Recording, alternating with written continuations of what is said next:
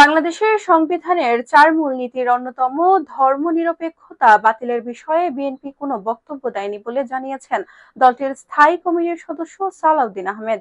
বুধবার দুপুরে রাজধানীর গুলশানে দলের চেয়ারপারসনের কার্যালয়ে তিনি সাংবাদিকদের একথা জানান।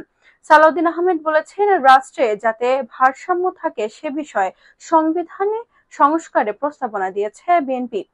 পঞ্চদশ সংশোধনীর পূর্বাবস্থা বহাল চাই আমরা, কিন্তু ধর্মনিরপেক্ষতা বাতিলের বিষয়ে কোনো প্রস্তাবনা দিইনি। এটা নিয়ে ভুল ব্যাখ্যা দেওয়া হয়েছে।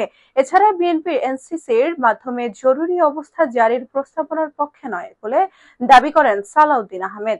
এ সময় সংবিধান সংস্কার নিয়ে বিএনপির অবস্থানের ভুল ব্যাখ্যা দেওয়া হচ্ছে নানান জায়গায়, এমন মন্তব্য করেন বিএনপির এই নেতা।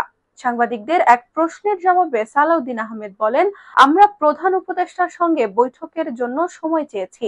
তার সঙ্গে দেখা করার পর এ বিষয়ে কথা বলবো।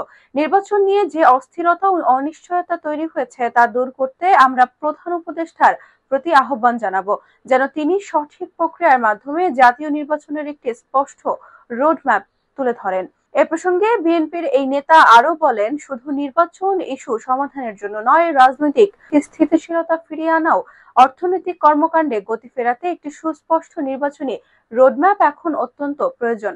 আমরা এর আগেও নির্বাচন কমিশনের সঙ্গে বিষয়টি নিয়ে আলোচনা করেছি এবং তারা আমাদের নিশ্চিত করেছে যে তারা জুনের মধ্যে নির্বাচনের সব প্রস্তুতি সম্পূর্ণ করতে পারবে।